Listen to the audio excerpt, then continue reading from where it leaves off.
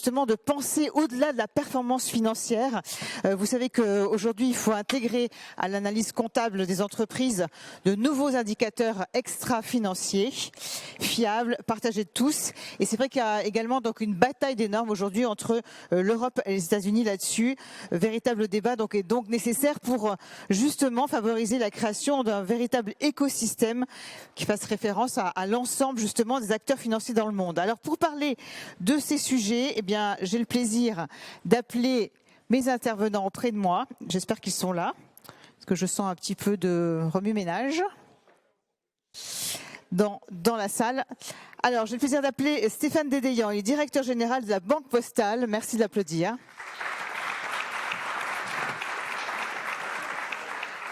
Également avec nous, monsieur Robert Ophel. Monsieur Ophel, donc président de l'autorité des normes comptables.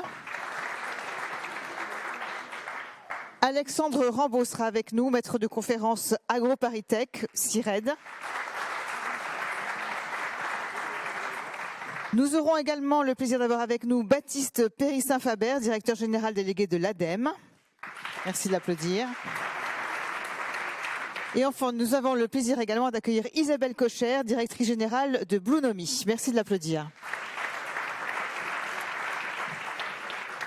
Voilà, merci de vous installer. Alors, on va démarrer avec l'état des lieux de la situation aujourd'hui. Robert Ophel, on est finalement loin aujourd'hui de la définition de l'économiste Milton Friedman qui disait l'objet social de l'entreprise, c'est de maximiser les revenus des actionnaires. On voit qu'on a d'autres préoccupations aujourd'hui, notamment pour commencer, peut-être dites-nous un peu comment se passe cette exigence de reporting. Toutes les entreprises ne sont pas soumises aux mêmes règles actuellement. On voit que ça se fait finalement avec des paliers, il y a des seuils. Dites-nous comment ça se passe. Oui, c'est compliqué. De terminer la journée avec la CSRD, c'est quand même... La CSRD, c'est un beau sujet en même temps.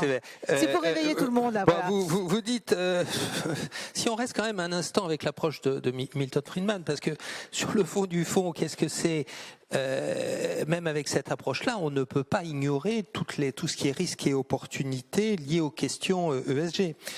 La valeur d'une firme dans la théorie classique, c'est la valeur actualisée de ses flux de résultats.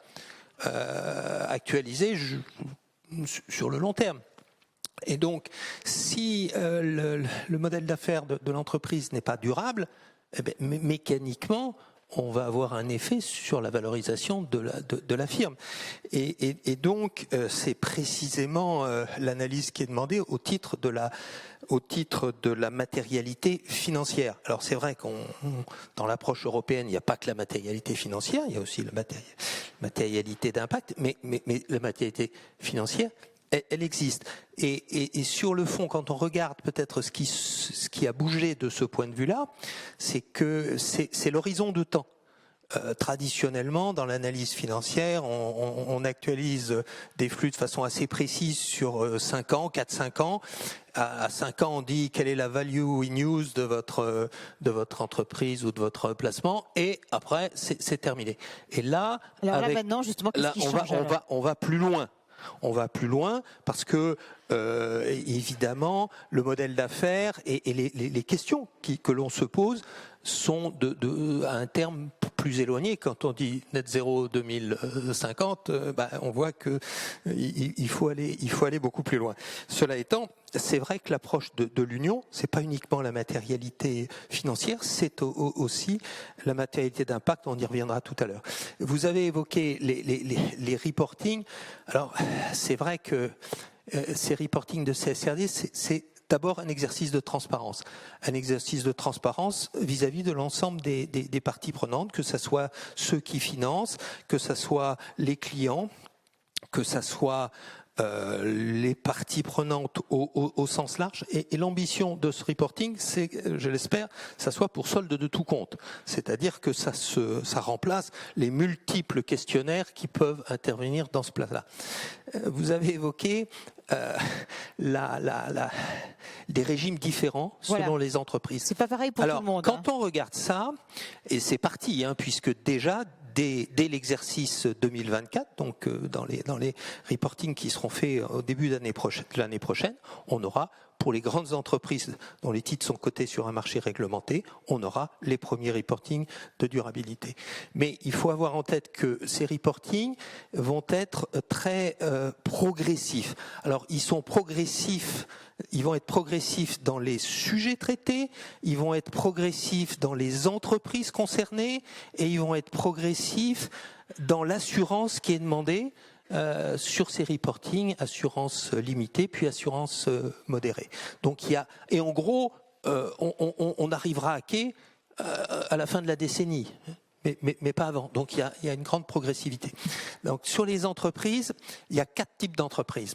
Voilà, alors dites-nous lesquelles alors 4. Justement. Oui. 1, il y a les grandes entreprises au sens européen. Alors les grandes entreprises au sens européen, c'est des entreprises qui sont souvent de taille intermédiaire, hein, puisqu'il suffit d'avoir 2 des 3 critères, 250 personnes, 50 millions de chiffre d'affaires, 25 millions de total du bilan. Vous avez 2 de ces 3 critères, crac, vous êtes une entreprise au sens européen. Ça se regarde au niveau consolidé et pas au niveau social, donc au niveau consolidé. Et là, vous avez le reporting de référence, celui qui est connu parce qu'il y a eu les 12 normes qui ont été finalisées, secteur agnostique, pour ces entreprises-là, et ça sera complété par des normes sectorielles qui se déploieront d'ici la fin de la décennie. Ça, c'est les premières entreprises, c'est la référence. Pour les autres. En gros, 50 000 entreprises au niveau européen, 5 à 6 000 au niveau français. Ensuite, vous avez des PME listées. Alors, il y en a les PME listées, dont les titres sont listés sur un marché réglementé et assimilés. Il y en a très peu en France. Hein. On parle de 70 à 80. Faut pas. Donc là, c'est la même chose, mais en simplifié. Alors, je vais vous faire peur. Simplifié, ça veut dire que, en théorie, sur les premières, vous avez ce qu'on appelle à peu près 1200 data points possibles. C'est ce qu'on dit, oui. C'est la réalité. 1200 data points possibles. En fait, dans la vraie vie, ces 1200, ils ne seront pas tous remplis par tout le monde. Et en gros, une entreprise généralement quelconque, on va tourner entre 5 et 600. Quand même. C'est quand même beaucoup. Hein. Non, mais voilà. Ensuite, donc ces PME cotées, donc 70, 80 en France, à peu près. Là, on est sur 300 data points à peu près. Ça, c'est la deuxième. Les troisièmes catégories, c'est les groupes dont le siège est dans un pays tiers. Donc, ils ont une activité significative dans l'Union, mais le groupe a son siège dans un pays tiers. On demandera de façon obligatoire, et tout ça est obligatoire, les 3 premières, on demandera un reporting au niveau du groupe dont le siège est dans le pays tiers, avec des normes qui vont être développées. C'est les 3 catégories d'entreprises, c'est obligatoire. Et puis il y a toutes les autres. Il y a toutes les autres parce que il y a des millions d'entreprises dans l'Union. Et indirectement, rien n'est obligatoire de façon directe. Pas encore. Non, rien n'est obligatoire de façon directe. Non, je pense là. Mais indirectement, il peut y avoir des choses à faire pour plein de raisons. D'abord, on pourrait le faire de façon très très volontaire pour s'interroger. Deuxièmement, parce que les donneurs d'ordre, les financiers vont, pour leurs propres besoins, demander à ces entreprises un certain nombre d'informations. Donc ça va et là, presque devenir obligatoire en quelque sorte. Oui, mais c'est un angle mort. Parce que précisément, comme rien n'a été fixé, il pourrait y avoir une très grande diversité de questionnements à ces entreprises. Et l'enjeu, c'est éviter la dispersion. C'est pour ça que l'EFRAG a mis sur la table un projet de normes volontaires pour ces PME qui, a priori, devrait couvrir le besoin de la plupart des personnes que j'évoquais tout à l'heure. Et là, on est au total, sur les 3 modules de cette norme volontaire, 70-80 data points. On voit qu'on est très, très en dessous.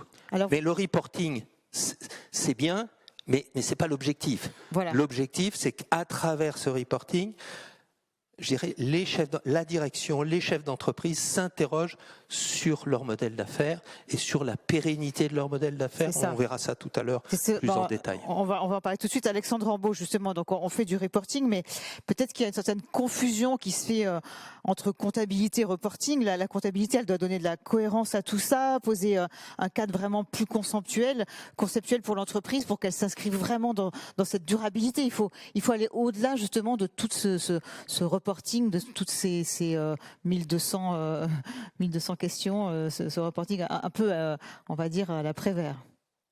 Oui, ce qui se passe, c'est que justement, avec CSRD, on a, je pense, fait un pas très important par rapport à ce qui existait avant, NFRD, Non-Financial Reporting Directive, qui était effectivement sur un volet très reporting pur, c'est-à-dire des informations à lister, un inventaire d'indicateurs, d'informations diverses et variées, pour aller vers quelque chose qui est beaucoup plus organisé, avec un début de cadre conceptuel, qui sont dans les ESRS, donc dans les normes comptables de durabilité, tout ce qui est ce qu'on appelle les ESRS 1 et 2, qui définissent d'ailleurs pour la première fois de façon collective, conventionnée, ce que l'on va appeler la durabilité dans une entreprise, avec les questions d'horizon de temps, questions de double matérialité, questions de connectivité financier extra-financier, donc donner un cadre cohérent.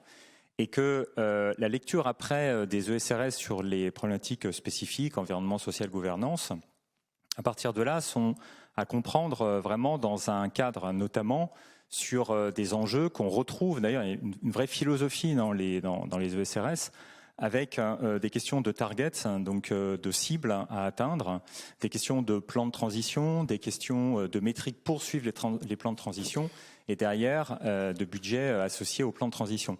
Alors ça va être, c'est plus ou moins actif dans les différents ESRS, mais il y a vraiment une philosophie. Et donc on arrive dans quelque chose qui relève de la vraie comptabilité, avec des problématiques internes, donc ces fameux plans d'action, les indicateurs qui sont utilisés pour des fonctions, donc des tableaux de bord avec des fonctions dans leur entreprise, et justement en écho à ce qui vient d'être dit, l'idée que CSRD, c'est d'ailleurs Patrick de Cambourg, le président de ce travail justement au niveau de l'EFRAG, qui disait ça en fait c'est de la gestion.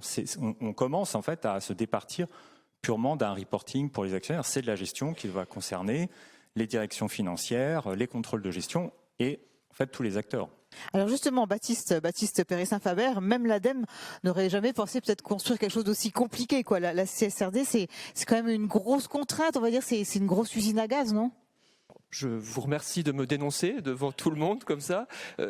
Effectivement, quand on préparait l'échange, je vous ai dit que peut-être si on avait confié à l'ADEME cette mission, peut-être qu'on se serait censuré, on n'aurait pas osé proposer un cadre aussi complet. Pour autant, je pense que plus sérieusement, faire la transition, c'est compliqué. Ça, il faut quand même qu'on se le dise. On a choisi collectivement des trajectoires extrêmement ambitieuses. Fit for 55, neutralité carbone en France d'ici 2050. Et donc, si on pense que CSRD c'est compliqué, ça me rend un peu pessimiste sur notre capacité à atteindre ces objectifs très ambitieux qu'on a fixés. La CSRD, c'est juste le thermomètre, c'est l'instrument de mesure de nos progrès. Ensuite, le vrai combat, c'est la politique industrielle, c'est la transformation des business models. Et là, je pense qu'il faut être très clair. Aujourd'hui, les entreprises qui ne s'engageraient pas dans cette direction-là, elles vont avoir la sanction très rapidement. Elles seront très vite hors marché. En 2026, clause environnementale dans tous les marchés publics. Ça exclura les entreprises qui n'auront pas fait ces démarches-là. Les grands donneurs d'ordre vont s'occuper de leur scope 1, 2, 3, donc mettre la pression sur leurs fournisseurs. Et puis tous les acteurs de la finance aussi, ils vont vouloir sortir de leur portefeuille les entreprises qui ne sont pas engagées. Donc en fait, la réalité, c'est que la CSRD, c'est certes un peu compliqué, mais c'est l'instrument de mesure nécessaire pour assurer la crédibilité de la transition des entreprises. Et aujourd'hui, nous, à l'ADEME, on développe des outils pour accompagner justement les entreprises dans cette transition. Alors Isabelle Kocher, est-ce que vous pensez vous aussi que cette CSRD elle est peut-être trop tatillonne ? Son avantage quand même, c'est, alors on a commencé à le dire, parce que donc aller au-delà donc effectivement des critères, c'est de se dire voilà, elle nous emmène vers quelque chose de plus stratégique, c'est-à-dire que on se dit pas voilà j'ai une usine, il faut que je mette des panneaux solaires, il faut que je me dise vraiment moi, est-ce que dans mon activité je suis dans la bonne direction finalement ? Est-ce que ça va obliger les chefs d'entreprise à repenser leur stratégie ? C'est un peu ça l'idée ? Et bonjour à tous, c'est un plaisir d'être là et d'aborder ce sujet fondamental de la transition. Je me sens un peu l'industriel de l'étape. Ici, j'ai passé 20 ans dans le monde de l'énergie, qui est un secteur passionnant, parce qu'au fond, 15 ans avant tous les autres, il a été confronté à ce besoin de transitionner que maintenant rencontrent tous les secteurs. Et je me souviens du tout début des actions de RSE, comme on les appelait à l'époque, et on les appelle encore un peu comme ça aujourd'hui. Mais je vais y revenir. Et le tout début, c'était de dire, bon, on a des installations de production d'énergie, ça pouvait être des plateformes d'exploration-production de pétrole, ça pouvait être des usines de production d'électricité à partir de charbon ou de gaz, et les actions de RSE, c'était de mettre des panneaux solaires sur les sites pour, par exemple, le chauffage ou l'éclairage des sites. Ça a démarré comme ça. Et on était très contents à l'époque. Et ça a démarré comme ça. C'était le début de l'histoire.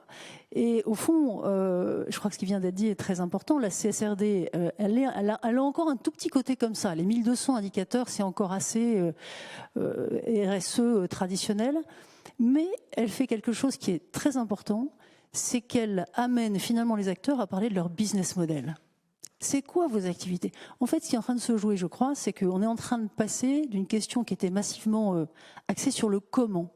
Comment vous chauffez vos sites? Bon, très bien. Donc, il y a eu toutes ces actions que je viens de décrire.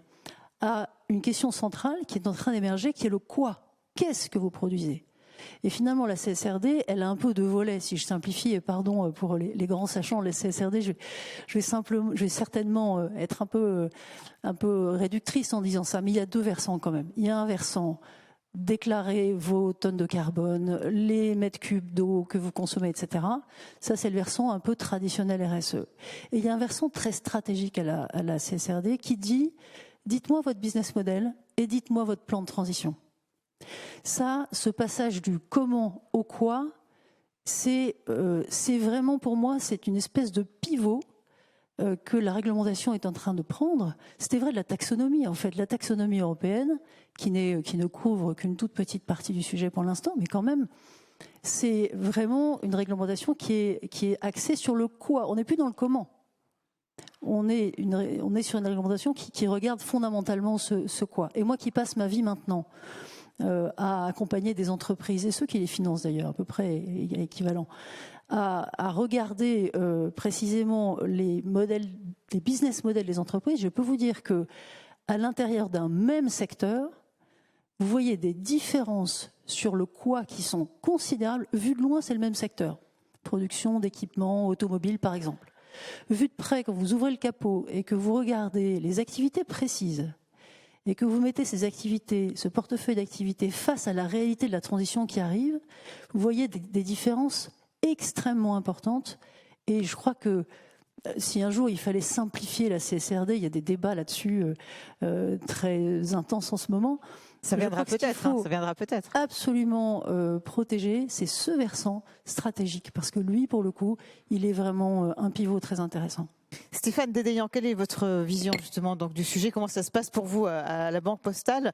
Ce besoin donc de passer de reporting à outils stratégiques, vous le sentez également, comme vient de nous le dire Isabelle Cocher?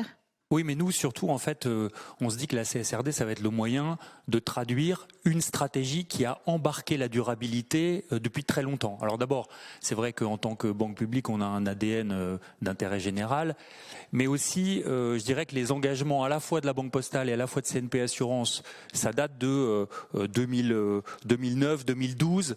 Donc ça fait longtemps qu'on s'est dit, au fond, une façon pour nous d'affirmer une différenciation stratégique, c'est de mettre la durabilité au cœur de notre business model. Alors, comment on fait quand on est un banquier ou un assureur? En fait, si vous voulez, je vais vous donner juste deux chiffres qui vont traduire l'enjeu.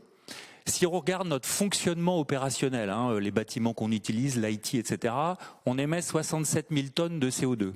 Si on regarde les émissions qu'on finance, et encore je parle de celles qu'on peut mesurer, c'est 12 millions de tonnes. D'accord? Donc l'enjeu pour un acteur financier comme nous, c'est de dire comment est-ce qu'on s'occupe d'un truc qui est que dans le scope 3, qui est les émissions qu'on finance, et donc comment est-ce qu'on va les réduire. Donc ça c'est un truc auquel on s'est attelé, et c'est là où vous vous heurtez assez vite à trois mots qui sont rigueur, humilité et détermination. Alors, pourquoi rigueur et humilité ? Parce qu'en fait, il faut rentrer dans le détail un peu. Si vous voulez, dans les bilans de CNP Assurance et de la Banque Postale, vous avez beaucoup d'OAT. Qu'est-ce que c'est les émissions ? Quand on achète une OAT, qu'est-ce qu'on finance comme émission ? Est-ce que c'est les émissions du fonctionnement de l'État dont on achète l'OAT ? Est-ce que c'est les émissions du pays avec toutes ses composantes industrielles ? Donc vous voyez qu'assez vite on se heurte à des problèmes méthodologiques. Alors évidemment maintenant, on a la stratégie nationale bas carbone, donc on pourrait considérer qu'on va pouvoir faire une trajectoire de décarbonation qui épouse la stratégie nationale bas carbone sur cette partie-là. Mais après, une fois qu'on a isolé cet aspect-là, vous avez une partie seulement qui est couverte par des méthodologies. Par exemple, quand j'accorde à un client un découvert bancaire, ou quand j'ai pas la data sur le bien que va financer un prêt à la consommation, je suis incapable de mesurer mes émissions. Vous voyez ce que je veux dire ? Donc, au bout du bout, si on exclut les OAT et le financement des collectivités locales, on arrive à couvrir par une méthodologie 34% de notre bilan. Alors, une fois qu'on a ces 34% sur lesquels on peut vraiment agir, on se dit, quelle est la part où on peut vraiment faire les calculs ? Parce qu'on n'a pas les datas tout le temps. Donc ça, c'est à peu près 25%. Et après, à l'intérieur de ces 25%, là, c'est quand même plutôt pas mal parce qu'il y en a 22 sur les 25 où là, on sait mettre une trajectoire qu'on pilote avec des décisions. Donc, par exemple, si on prend le crédit immobilier, là, on va décider qu'on a une inclinaison de notre politique d'octroi vers des biens à DPE faibles. Ou alors, quand on finance un bien à DPE plus forte, type FG, on va dire que on aimerait faire le prêt avec un prêt rénovation qui va améliorer le bilan énergétique du bien. Alors évidemment, après, on voit bien qu'il faut faire un dosage, et c'est là où, encore une fois, on se heurte à la nécessité de l'humilité. C'est que on voit bien que si on dit qu'on ne finance que du A ou du B, ou qu'on ne finance du E qu'avec un prêt rénovation, on risque un peu de sortir du marché et on compromet notre trajectoire financière. Et comme l'idée, c'est de mettre les deux ensemble, on est obligé de trouver des compromis. Donc par exemple, aujourd'hui, en l'état actuel des choses et de l'état du marché, ce qu'on sait faire, c'est réduire de 66% à horizon de l'accord de Paris notre empreinte carbone de nos crédits immobiliers, mais on a 30% d'impasse et on se dit que à force d'un progrès du marché, on va finir par aboutir. Mais vous voyez qu'il faut à la fois beaucoup de rigueur, beaucoup de détermination parce qu'on se heurte à des problèmes méthodologiques ou de data tout le temps, et il faut aussi beaucoup d'humilité parce qu'on se rend compte que c'est pas facile et qu'on est toujours obligé de trouver des compromis. Maintenant, évidemment, on se prépare à ces SRD avec beaucoup d'organisation.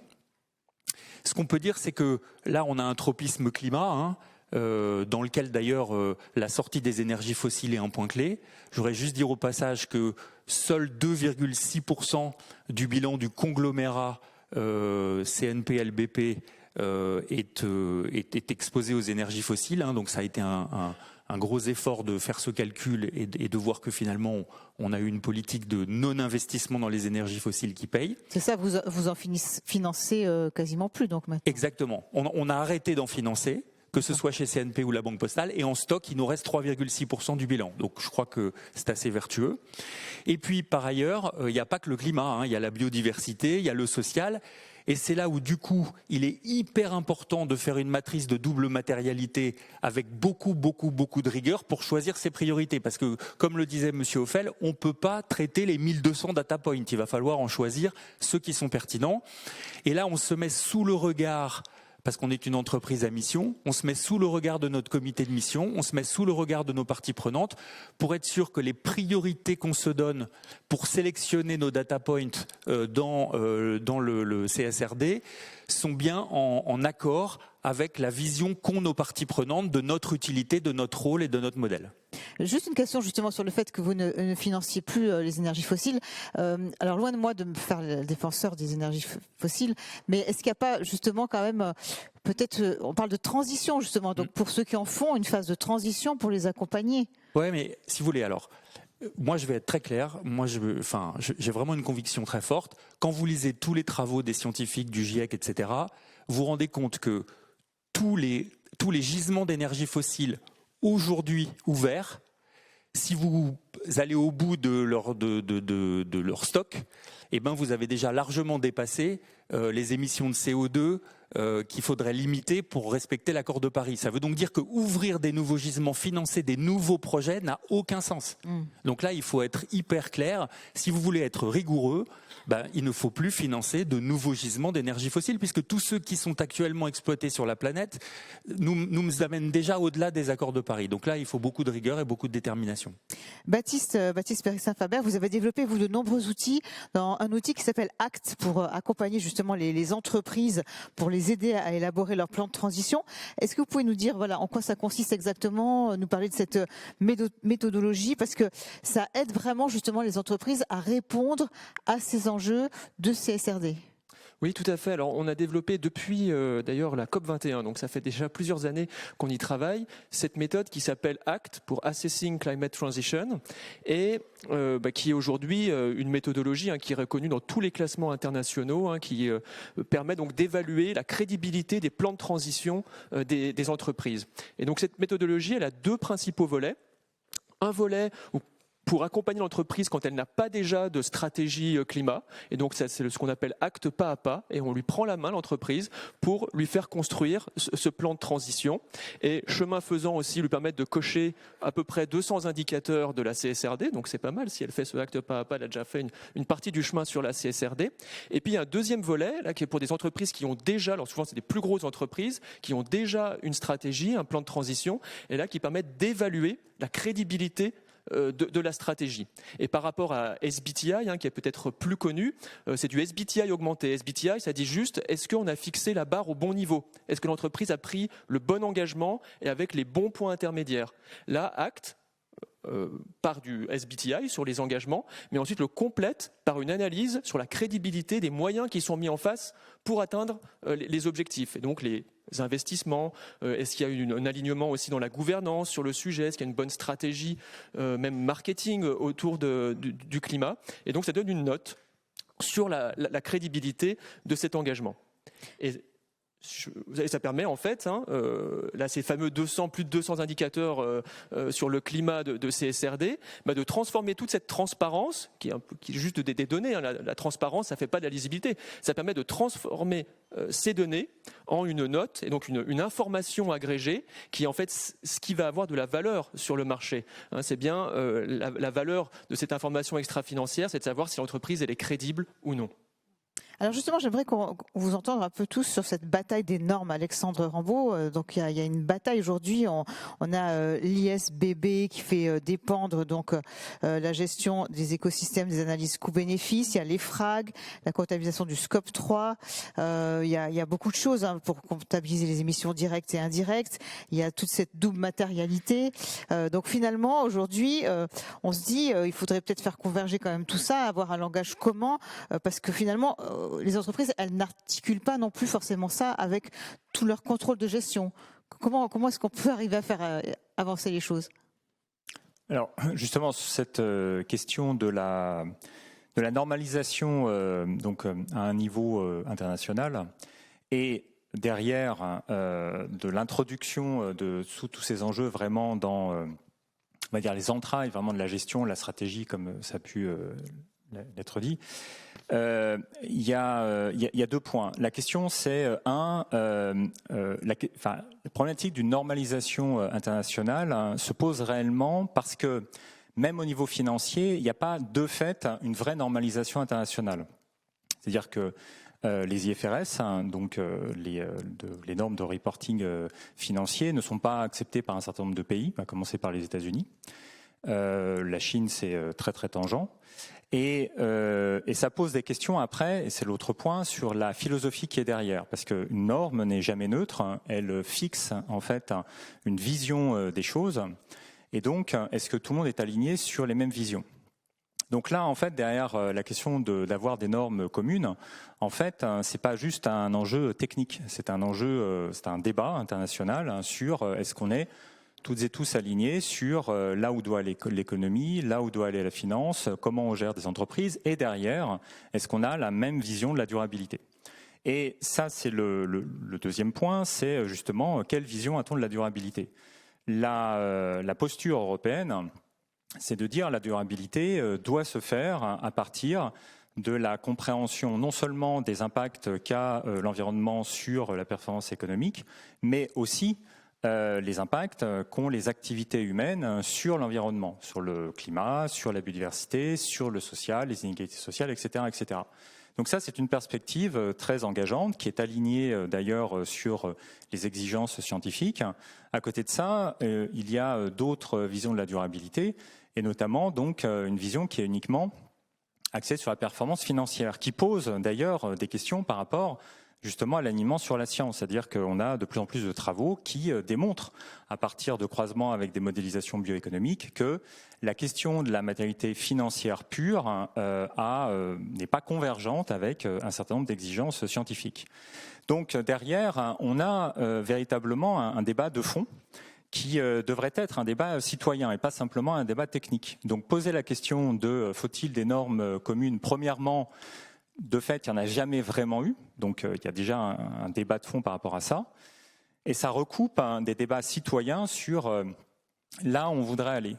Et le dernier élément qui est en jeu, c'est justement faire en sorte d'avoir des normes qui soient vraiment au cœur des entreprises, parce que les IFRS, justement, par exemple, ont eu tendance à renvoyer la normalisation comptable vers la perspective de la transparence par rapport à des marchés financiers. Tandis que la logique historique de la comptabilité était d'accompagner en fait la gestion des entreprises. Donc là encore, il y a un débat de fond qui est de dire bon, maintenant, où est-ce que l'on veut embarquer les entreprises? Et justement, si la question c'est d'être dans une gestion stratégique, revenir sur de l'accompagnement et vraiment de la structuration interne des entreprises, ça va aussi poser des questions qui ont été soulignées au niveau de l'Union européenne sur est-ce que même l'idée de poursuivre dans le cadre des IFRS est pertinent au regard de ces enjeux de transition durable? Donc c'est ça en fait ce qui est en jeu, et pas simplement des points purement techniques. On le voit effectivement, donc c'est plus complexe que ce que ça peut paraître à première vue. Stéphane Dédéan, vous voulez réagir? Après peut-être Isabelle Kocher, puis on repassera la parole à monsieur. Oui, moi très rapidement, en fait, ce que je veux dire, c'est que si on veut être dans l'action, on ne peut pas attendre une normalisation internationale. Donc nous, ce qu'on a fait, parce que c'est vrai que quand vous rentrez dans le détail, vous vous rendez compte que le territorial, le social, le climat, la biodiversité, tout est lié. Donc nous, on s'est choisi un challenging friend, en l'occurrence le WWF, et toujours avec cette idée d'avoir à la fois de la rigueur, beaucoup de détermination et beaucoup d'humilité, on a créé un indice d'impact global, qui est un indicateur interne à la banque, mais qu'on a soumis au regard du WWF, et je peux vous dire que c'est un regard exigeant, à tel point d'ailleurs qu'ils ont accepté qu'on mette leur logo à côté de ce concept, donc c'est quand même qu'ils ont regardé ça de près. Et donc ça nous permet de dire n'importe quelle chose qu'on finance, on la passe au tamis de cet indice d'impact global et on calcule l'impact social, l'impact environnemental, l'impact biodiversité. Ça nous donne un score et ensuite en pilotant ce score, ça nous permet d'avancer vers la partie décarbonation mais aussi impact global de ce qu'on finance. Et ça, je crois que c'est très vertueux. Peut-être qu'à la fin, il y aura une norme internationale qui s'imposera et qui nous obligera à le mettre un peu en deuxième niveau. Mais en tout cas, nous, ça nous aura fait progresser et ça nous aura obligé à repenser notre métier en regardant systématiquement l'impact de ce qu'on finance. Isabelle Kocher, donc on le voit, hein, finalement l'enjeu il est bien au-delà des normes, puisqu'on est en train de le dire tous ensemble. Ça va avoir des implications sur un plan sociétal, sur un plan économique, sur un plan financier. Cette double matérialité, par exemple, elle va aussi induire une baisse des rendements. Qu'est-ce qui va se passer et comment justement donc les entreprises doivent aborder, on va dire, cette étape pour elles, ce virage que ça constitue finalement? C'est vrai que la valeur des entreprises, vous parlez de rendement, je parlerais plutôt de valeur. La valeur des entreprises est très directement liée à la façon dont le portefeuille d'activité de l'entreprise aujourd'hui est finalement établi et la façon dont ces activités vont être touchées ou pas par la transition. Il y a des différences de valeur du simple au double à l'intérieur d'un même secteur, simplement pour cette raison. Et c'est pas le fait de discloser de la double matérialité qui provoque ça, c'est la réalité simplement. Moi je pense que le fait de faire émerger des réglementations qui progressivement créent une espèce de boussole commune, qui fait que on va de plus en plus s'accorder sur la façon dont on regarde une entreprise d'un secteur donné et arriver à converger à peu près sur, bah oui, il y a 20% de son activité qui a vocation à s'arrêter bientôt. Et puis il y a 50% de son activité dans laquelle il faut injecter des OPEX et des CAPEX. D'ailleurs, on est capable de modéliser tout ça maintenant. Et puis il y a le reste de son activité qui est promis à une très grosse croissance. Plus on va faire converger le regard, plus on va aider les entreprises à bouger. C'est compliqué pour une entreprise de bouger. Si je témoigne une seconde de ce qui s'est passé dans le monde de l'énergie, finalement vous avez devant vous une espèce de U, une courbe en U, parce que vous devez arrêter assez vite des activités et vous devez les arrêter beaucoup plus tôt que ce que vous pensiez, et bien avant leur fin de vie technique, et encore plus bien avant leur fin de vie de bilan, si j'ose dire. Vous devez les arrêter tôt, et vous savez que vous allez être capable de les remplacer, mais ça vient seulement progressivement. Et donc il y a un problème de temporalité, quoi, c'est ça. C'est tout à fait ça, et Robert Ophel évoquait tout à l'heure le sujet de l'horizon. Il y a bien souvent, quand il s'agit d'activités, de secteurs d'activités qui sont lourdement émetteurs, il y a souvent une problématique en U comme ça. Et je trouve que l'entreprise d'énergie dont je parlais tout à l'heure, son premier métier, et le plus profitable, c'était la production d'électricité à partir de charbon. Et il a fallu 4 ans, et c'était un deal avec le marché, sur 4 ans, pour sortir de ça et le remplacer. Mais vous voyez bien que tous ces disclosures dont on parle, si et plus ils vont provoquer l'émergence d'une vue un peu partagée sur le fait que oui, cette entreprise, oui, elle rentre dans un U, mais elle est en train de se finalement démarquer des autres parce que justement elle engage un chemin de transition. Eh bien, on aidera le marché à bouger. Moi, je rejoins absolument ce qu'a dit Stéphane Adillan tout à l'heure. Il ne faut pas attendre les normes. De toute façon, l'intérêt des entreprises est de bouger tôt, parce qu'on est bien meilleur quand on n'est pas au pied du mur que quand on y est. Donc, il faut bouger tôt. Là où les normes peuvent aider, c'est lorsqu'elles fournissent des regards un peu convergents sur la réalité des choses. Et là, à ce moment-là, on peut traverser ces U plus facilement. Et d'ailleurs, l'expérience montre que c'est créateur de valeur. À 4 ans, c'était très créateur de valeur, mais pas à 6 mois. Voilà, donc je pense que, et c'est peut-être un commentaire que je voudrais faire sur ce qui a été dit tout à l'heure, que je partage absolument, le besoin d'accompagner les transitions. La transition, ça n'est pas seulement l'émergence de multiples sociétés émergentes technologiquement green. Il faut ça, mais il faut arriver à faire bouger tous les acteurs. C'est ce qu'on disait un peu tout à l'heure, oui, justement. Absolument. Et cette capacité, du coup, à accompagner ce mouvement, comme les investisseurs sont appelés à le faire, et les prêteurs sont appelés à le faire, est absolument capitale. Et là encore, la boussole dont on parle, elle peut aider beaucoup à finalement créer des accords autour de ces courbes de transition-là.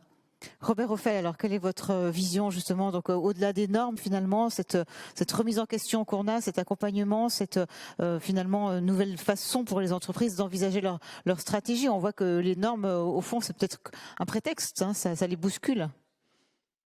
Les normes, c'est l'outil de mesure commun hein, quelque part qui permet de comparer et puis de prendre les meilleures décisions d'allocation des financements d'un côté, des investissements de l'autre, et ça il faut s'en réjouir. Le débat sur la double matérialité est un débat qui est à la fois extrêmement théorique, parce que quand on regarde, on parle beaucoup du climat aujourd'hui, c'est normal. Mais c'est le thème de la journée. Hein.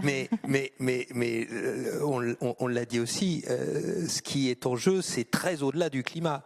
C'est l'ensemble des facteurs E, c'est le S, et c'est aussi un peu le G. Et aujourd'hui, au niveau international, on n'a que le climat. Faut quand même être. Et ce climat, par bonheur, il est à peu près identique entre la norme internationale de l'ISSB et la norme de ESRS. Mais ça sera probablement pas le cas dans les autres domaines. Mais ce qui est important dans le démarche de la double matérialité, c'est qu'est-ce qui est matériel. Ce qui est matériel en niveau financier, c'est ce qui va être important pour un investisseur. Donc, si je l'omets, si je ne le si je ne le déclare pas, est-ce que ça va fausser les décisions d'investissement sur les marchés? La matérialité, donc on peut avoir le même indicateur, mais dans un certain nombre de cas, on va dire, il est matériel, la question est matérielle pour moi d'un point de vue financier, et de l'autre, est-ce qu'elle l'est de manière, pour une matérialité d'impact? C'est quoi la matérialité d'impact? C'est beaucoup plus facile de donner la matérialité financière, parce qu'on peut avoir des seuils quantitatifs à la limite d'impact. Alors que sur les matérialités d'impact, sur les notions que l'on évoque, c'est trois idées. C'est 1, est-ce que c'est grave, docteur, ce que je fais? 2, est-ce que ça touche beaucoup de gens? Et 3, est-ce que c'est irréversible? Alors si c'est grave, que ça touche beaucoup de gens et que c'est irréversible, c'est matériel, même si ça n'a pas d'incidence financière évidente. Et ça, on regarde ça dans tout un tas de secteurs que les investisseurs ne regardent pas forcément directement ou ne commandent pas des décisions d'investissement. Biodiversité, c'en est un, par exemple. Donc, on voit qu'on peut avoir des batteries d'indicateurs communs. C'est le cas vraiment pour le climat. Par contre, l'analyse de matérialité que l'on fait derrière est un peu différente si on est simplement matérialité financière ou si on rajoute de la matérialité d'impact, ce qui est le cas au niveau européen. Alors notre débat, donc bon, ça touche pas encore à sa fin, mais déjà je voulais vous dire, surtout continuez à poser vos questions, on va les prendre dans quelques instants, mais le temps tourne. Alors il faut qu'on aborde d'autres thèmes, notamment peut-être l'acceptabilité pour les entreprises, parce que il y a quand même cette notion pour les PME. Dans certains secteurs, c'est quand même plus compliqué que dans d'autres secteurs. Par exemple, on l'avait dit, pour la cimenterie, c'est peut-être plus difficile que pour l'aluminium. Enfin bon, tous les secteurs sont pas logés à la même enseigne. Alors comment est-ce qu'on fait pour justement aider les entreprises à s'emparer de cette question-là? Je ne sais pas qui veut répondre, oui. En fait, quand on est banquier, on voit quand même beaucoup de clients, donc c'est vrai qu'ils sont un peu inquiets de cette transition, comment ils vont la gérer. Et puis, tout le monde n'a pas totalement anticipé, donc ils se disent comment on va gérer ce CSRD, c'est beaucoup de travail. Bon. Donc nous, on a monté une équipe spécialisée qui justement accompagne, aide au diagnostic, et puis après essaye d'adapter les financements pour stimuler des choses vertueuses. Par exemple, vous voyez, pour les collectivités locales, on a fait des prêts verts qui répondent à la taxonomie européenne. Aujourd'hui, c'est une proportion très significative de nos prêts, puisque c'est 25% de la production qui est fait avec des prêts verts aux collectivités. Pour les entreprises, on a tout un tas d'activités de financement de projets, etc., qui sont parfois bonifiées quand il y a un caractère durable aux biens qu'on finance. Et puis j'ai envie de dire qu'il n'y a pas que les entreprises qui sont parfois un peu inquiètes, il y a les particuliers aussi. Et là, on a mis en place ce qu'on appelle le crédit immobilier à impact. Et donc, en fonction du bien qui est financé et de l'ampleur des travaux de rénovation qui sont faits et qui bonifient éventuellement la DPE du bien, eh bien, on est capable de moduler le taux du prêt et d'être plus incitatif quand il y a de la vertu au bien, à ce qui est financé. Donc, vous voyez, je crois que là aussi, il y a un effort à faire de notre part pour, je dirais, être incitatif et gérer le truc plutôt par l'envie que par la contrainte. Alors après, moi j'aime bien l'idée de la courbe en U, c'est-à-dire que le débat, c'est pas, il faut pas croire que c'est un débat croissance-décroissance. Le débat, c'est un débat d'accompagnement, de transition, d'horizon de temps bien choisi. Mais c'est vrai que, moi je rejoins complètement ce qu'a dit Isabelle Kocher, il y a une notion aussi d'intégrer du coût. Il y a un coût à cette transition. Et quelque ça a part été dit très souvent tout au long de la journée. Oui. De chercher la rentabilité juste en quelque sorte, pour une transition juste. Baptiste, peut-être un mot sur cette acceptabilité des entreprises? Sur l'acceptabilité, effectivement, il y a vraiment dans cette transition des enjeux distributifs qui sont assez redoutables et il ne faut pas mettre la poussière sous le tapis. Je pense que c'est vraiment important de les montrer, ces effets distributifs. Alors, ils sont parfois sur les ménages et c'est toutes les questions de transition juste, d'accompagnement des ménages les plus modestes, mais aussi sur les entreprises. Et donc, je rebondis sur votre exemple là, entre les cimentiers et les producteurs d'aluminium.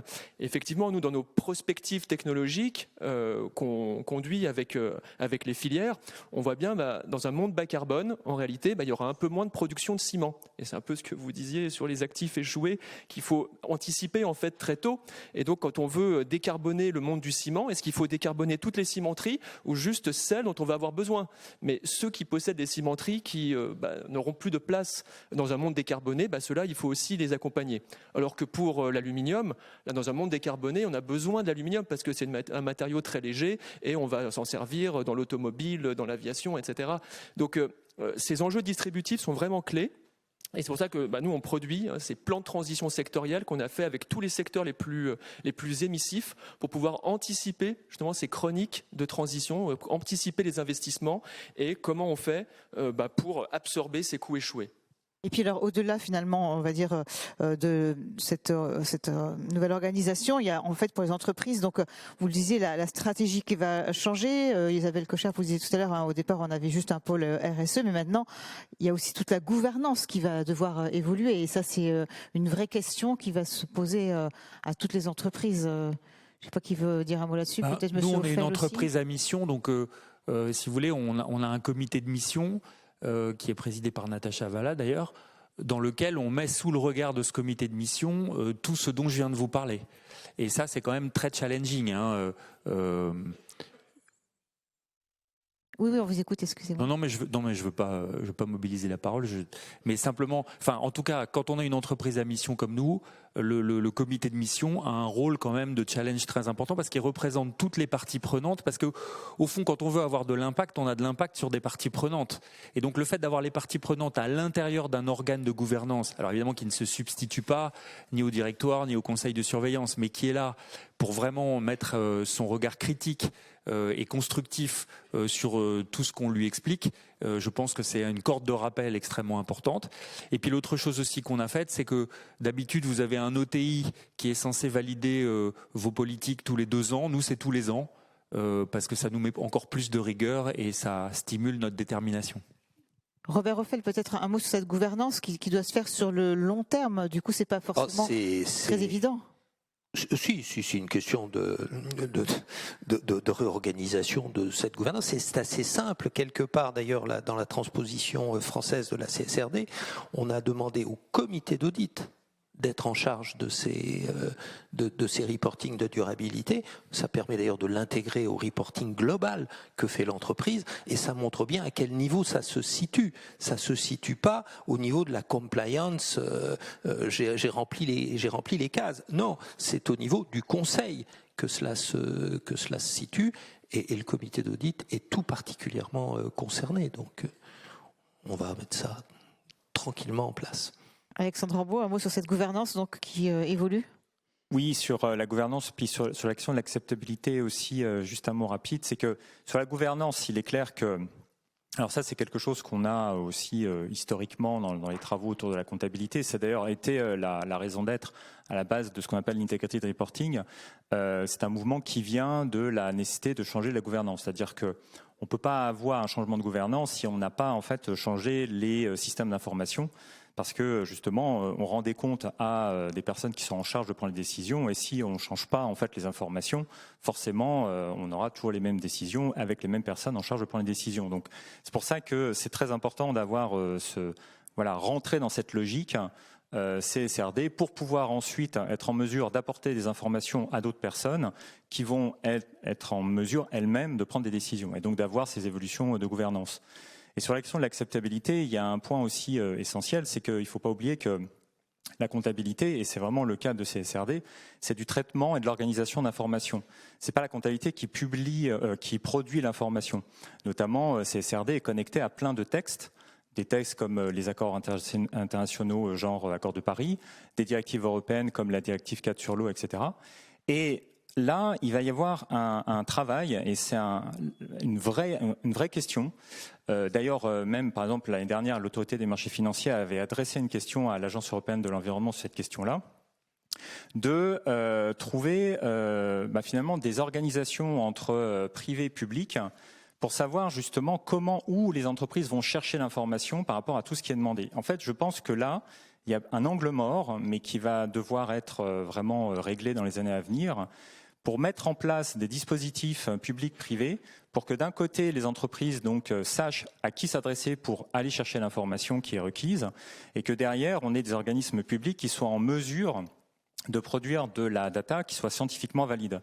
Ce qui pose d'ailleurs toute la question de la production de la data publique, de la data privée, sachant qu'une grande partie de la data privée actuellement est vraiment privée et en plus même pas sous bannière européenne et souvent non scientifiquement fondée. Donc c'est tout ça qui est en jeu, derrière aussi l'acceptabilité de CSRD et de tout ce qui est en train de se passer. Isabelle Kocher, peut-être donc une réaction par rapport à ce thème de l'acceptabilité des entreprises, des PME. Je voudrais revenir sur un point qui est que la transition, ce ne sont pas que des moins, si je puis dire. Ce n'est pas seulement des activités qu'on doit arrêter ou des activités qu'on doit verdir. Parce que si c'est ça, alors à la fin, ça fait un moins sec. Ça a été dit largement tout au long de cette journée. Les besoins d'investissement sont colossaux, en fait. L'équation macro, si j'ose dire, elle passe par énormément d'infrastructures nouvelles. C'est un peu déroutant parfois parce que souvent ce sont de petites infrastructures. Je peux vous dire, dans le monde de l'énergie, on est passé de quelques centrales par an à 1 milliard pièces à peu près à des milliers de petites centrales. Donc c'est vraiment un déplacement pour une entreprise d'être capable de passer d'un type de développement à un autre aussi radicalement différent. Mais c'est un volume, quelque chose de considérable. Donc ça ne serait pas un U d'ailleurs s'il n'y avait pas cette composante positive. Donc je pense que l'acceptabilité par les entreprises, je pense qu'elle passe aussi par le fait de constater qu'on est, je crois, dans une période d'entrepreneuriat. Voilà. Je pense que c'est là que les entreprises effectivement ne doivent pas attendre les normes parce que jamais la compliance ne mène à l'invention ou à l'innovation ou à la création. Elle met juste, elle permet de se mettre au carré par rapport à des normes qui arrivent, mais elle ne crée pas en elle-même, je dirais, la capacité à entreprendre. Mais le monde d'aujourd'hui est un monde d'entrepreneurs, de mon point de vue, où l'espace pour créer est bien plus important qu'avant, en fait. Et où je crois que les cartes sont rebattues. C'est-à-dire qu'entre deux entreprises à peu près identiques aujourd'hui, une qui va simplement attendre et une autre qui va constater avant ses pairs que oui, elle a besoin de changer et que d'ailleurs des marchés sont à prendre, mais à la fin, il n'y a pas photo. Alors, oui, monsieur Fay, vous voulez réagir? Après, on prendra quelques questions. Merci d'envoyer vos questions. Je réagis à ça parce qu'il ne faut pas se cacher. Aujourd'hui, il y a des vents contraires en termes d'acceptabilité. Il y a un très vaste mouvement en disant mais non, c'est beaucoup trop compliqué, ce sont des surcoûts très importants et notre compétitivité d'aujourd'hui est mise en péril, est menacée parce que vous nous demandez, et d'ailleurs j'observe qu'ailleurs on ne le demande pas. Donc là, et tout ça est vrai. Et simplement, si on se projette un tout petit peu, puisqu'il s'agit en fait de la durabilité du modèle d'affaires, si on se projette un tout petit peu, il faut se saisir de cela, accepter ces surcoûts ponctuels qui vont permettre assez rapidement à avoir une économie beaucoup plus productive et durable. Mais il y a très clairement cet enjeu de court terme de dire mon Dieu, comment je passe évidemment. Je crois qu'il faut être courageux de ce point de vue-là. Ouais. Je pense que le débat, c'est vraiment d'éviter de se retrouver dans quelques années avec des actifs échoués, qui n'auront plus aucune valeur parce que totalement inutilisables sur la planète. Donc là, c'est vraiment ce que ça questionne, c'est la capacité à articuler le court terme et le long terme, et c'est l'équation de chaque chef d'entreprise à chaque instant de sa journée. Mais là, en l'occurrence, l'enjeu, il est quasiment existentiel. Oui, Baptiste, vous voulez rajouter quelque chose? Je souscris complètement à l'histoire d'Isabelle Kocher et j'irais même un cran plus loin. Aujourd'hui, et c'est vraiment notre conviction à l'ADEME avec ACT, c'est que ACT, il va sanctionner, il va mettre en valeur l'entrepreneur qui a déjà basculé. Celui qui a bien fait aujourd'hui, finalement, il a peu de moyens de le révéler au marché et de se différencier par rapport à un autre. Et là, nous, on est convaincus que cet outil il va être un élément de différenciation sur le marché, avec deux gros atouts quand même pour les entreprises françaises, une électricité complètement décarbonée, et puis des moyens publics qui sont considérables aujourd'hui, avec un énorme plan d'investissement comme jamais on a investi avec France 2030 et de l'argent qui irrigue directement en CAPEX les entrepreneurs qui ont décidé de basculer dans leur changement de modèle. Alors, on va prendre quelques questions, ce que je vous ai dit Les débats sont interactifs. Alors une question qui tombe très bien là dans notre débat. Est-ce que la CSRD pourrait affecter le libre-échange à l'échelle internationale, c'est-à-dire donc des déséquilibres commerciaux, des distorsions de marché, s'il n'y a pas d'harmonisation finalement entre les États-Unis, l'Europe, l'Asie, etc. Je ne sais pas qui veut répondre. Non, mais enfin, c'est sûr. On regarde Monsieur Ophèbre, il n'a pas très envie de répondre. Non. Je vais Alors, le laisser allez-y. réfléchir. Mais non, mais ce qui est certain, c'est que si vous voulez aujourd'hui, je pense que l'Europe est en avance. Je pense qu'à l'intérieur de l'Europe, la France est assez en avance et qu'à court terme, c'est pas spécialement payant. Voilà. Mais je pense que là, il faut qu'on assume avec responsabilité le fait que si on a une vision de long terme, c'est ceux qui seront partis les plus tôt qui gagneront à la fin. Isabelle Kocher, oui. Oui, je suis absolument d'accord avec ça. Et j'ajouterais que elle a un côté extraterritorial un tout petit peu, la CSRD. C'est-à-dire que, et ça c'est vrai, pas seulement la CSRD, mais de la vague de réglementation qui est sortie récemment, elle s'applique aux entreprises européennes, mais plus largement que cela, elle s'applique aux entreprises qui vendent leurs produits en Europe. Et ça, je trouve que c'est une très bonne nouvelle. Je trouve qu'on devrait en parler plus. Voilà, enfin l'Europe qui se sert de son argument principal, qui est la taille de son marché. Et donc, alors même s'il y a un petit peu de délai dans l'application pour les groupes non européens par rapport aux groupes européens, il y a quand même là un mouvement qui me paraît structurant. Oui, c'est doublement territorial. C'est territorial parce que dans le scope 3, on va chercher les fournisseurs où qu'ils soient. Et c'est territorial parce que au niveau groupe de pays tiers avec une activité dans l'Union, on demandera un reporting groupe selon des modalités européennes. Quand on regarde, presque tout le monde est en train d'adopter peu ou prou les normes internationales ISSB sur le climat. Presque partout, c'est en consultation actuellement, et pas uniquement au Canada, en Australie, mais c'est également le cas en Inde, au Pakistan, au Nigeria, en Philippines. Donc vous voyez, ça couvre beaucoup de choses. Et par ailleurs, je pense qu'aux États-Unis, beaucoup d'entreprises, on sait que le scope 3 n'est pas dans le périmètre de ce qui est susceptible d'être demandé par la SEC, mais de façon obligatoire, mais beaucoup d'entreprises, je pense, de grandes entreprises, l'adopteront de façon volontaire. Et donc, au moins sur le climat, je suis très très confiant sur le fait que ça va se généraliser selon une normalisation qu'on peut discuter, mais qui est quand même globalement sérieuse. Oui, Alexandre. Mais justement, par rapport à la question du marché européen et utiliser ça, une des raisons d'être de CSRD, c'est de rappeler quand même que 80, même plus de 80% des encours qui sont fléchés finances durables au niveau international gravitent par l'Union européenne. C'est-à-dire de dire à l'heure actuelle, un acteur au niveau international qui veut avoir quelque chose de fléché finances durables, il y a toutes les chances que ça transite par l'Union européenne et donc qu'à un moment donné, ça passe par les réglementations européennes. Donc je pense, derrière, il y a tout un jeu de géopolitique sur la norme qu'il faut avoir en tête, qui existe sur la normalisation comptable financière, mais là qui arrive de façon très très forte au niveau de la durabilité. L'Union européenne est en train d'avoir un acte d'ordre géopolitique réellement, il faut vraiment en prendre conscience, avec des débats qui en fait maintenant sont à l'international. Par exemple, là, la Chine vient de se prononcer sur la double matérialité, ce qui est un vrai événement, et notamment les plus gros consortiums en fait d'investisseurs asiatiques se sont officiellement prononcés pour la double matérialité. Donc derrière, il y a un mouvement qui est engendré par l'Union européenne qui, je pense, dépasse la question des marchés, mais véritablement est dans cette géopolitique pour afficher en fait une orientation dans le futur en fait. Alors, il nous reste très peu de temps. On va prendre une toute dernière question. Concernant les agences de notation, est-ce qu'il est essentiel d'avoir des agences de notation ESG européennes pour analyser, interpréter les données qui seront publiées suite à la CSRD en accord avec justement les principes de double matérialité? Voilà. Est-il essentiel d'avoir des agences de notation ESG? Je veux dire un mot là-dessus parce que un des aspects de la CSRD, c'est que ces informations vont être digitalisées. Elles vont être digitalisées et elles seront en accès libre dans un point unique européen.